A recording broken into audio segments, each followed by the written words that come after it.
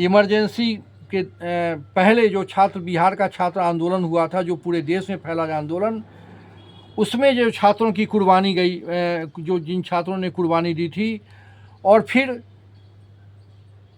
Bofors घोटाला के बाद के नाम पर जो आंदोलन शुरू हुआ और वीपी सिंह की सरकार बनी, उस आंदोलन में भी जो कांग्रेस को गिराने में जिन छात्रों ने महत्वपूर्ण भूमिका अदा की, उन सारी भूमिकाओं को लोगों ने दरकिनार कर दिया और इस देश में खासकर हिंदी पट्टी में धर्म और राजनीति पर आधारित राजनीति शुरू की गई। और इसका यह असर हुआ कि विश्वविद्यालय स्तर पर भी लोग जातिगत खेमों में बंटने लगे, धार्मिक खेमों में बंटने लगे। आज स्थिति ये है कि विश्वविद्यालय में शायद ही ऐसा कोई छात्र नेता होगा या कोई ऐसा संगठन होगा जिसके एक आह्वान पर हजारों की संख्या में छात्र निकल जाएं और विश्वविद्यालय को बंद करा दें। अब विश्वविद्यालय के स्तर पर जो विश्वविद्यालय का प्रशासन है वो अधिक हावी है और छात्रों की जो छात्र नेताओं की जो भूमिका है वह काफ़ी संकुचित हो गई है। और एक दूसरा कारण यह भी है, इसे स्वीकार करने में कोई ये दिक्कत नहीं होनी चाहिए कि छात्र नेताओं में भी पढ़ने लिखने के प्रति अब रुचि कम हो रही है।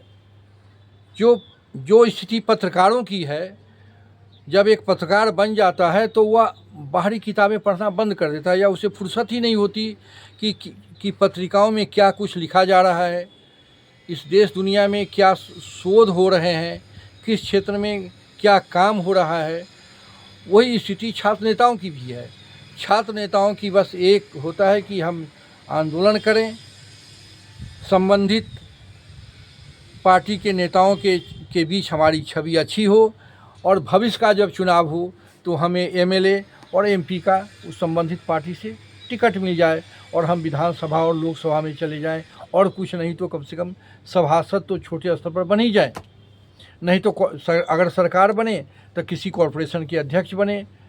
ये तमाम चीज़ें हैं। तो इससे क्या हुआ कि आम छात्रों का इस आंदोलन से मोह भंग हो गया। दूसरी कि जो आज कंपटीशन है, जिस तरह से सरकारी क्षेत्र में नौकरी कम हो रही है और प्राइवेट सेक्टर में नौकरी का विस्तार हो रहा है, यानी जो सार्वजनिक क्षेत्र हैं उसमें नौकरी कम हो रही है और जो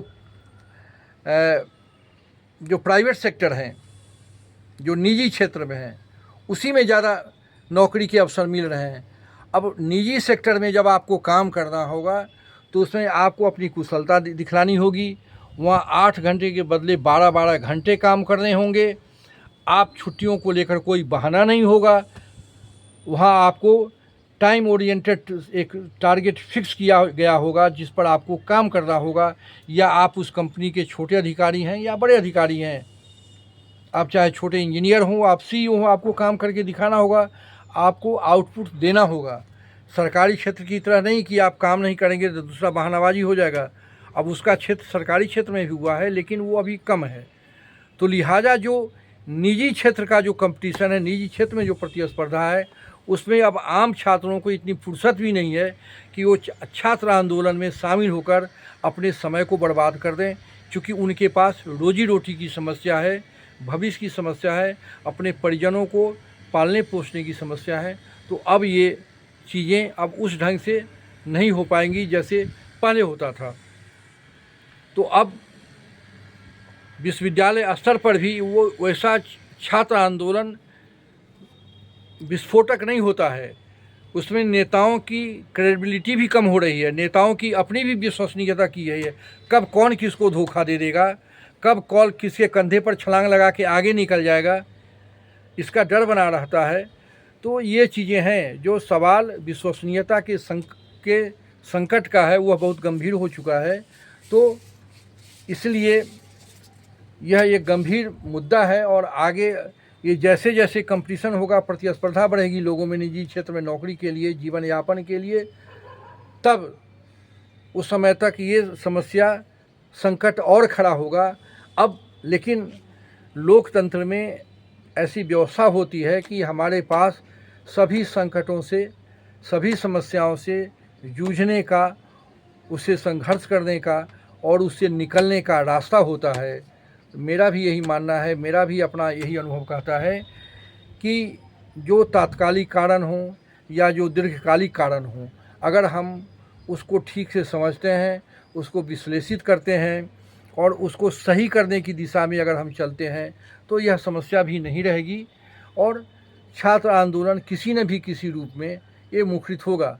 हम बगल के देशों में देखें, अभी बांग्लादेश में बड़ा आंदोलन हुआ, शेख हसीना को हटना पड़ा, सरकार पलट गई। नेपाल में ही हुआ और दुनिया के कई देशों में हुआ। लेकिन वो छोटे देश हैं, वहाँ बदलाव अविलंब संभव है। वहाँ संसद घेर लिया और सरकार उसके हाथ में आ गई। हमारे यहाँ ऐसी व्यवस्था नहीं है।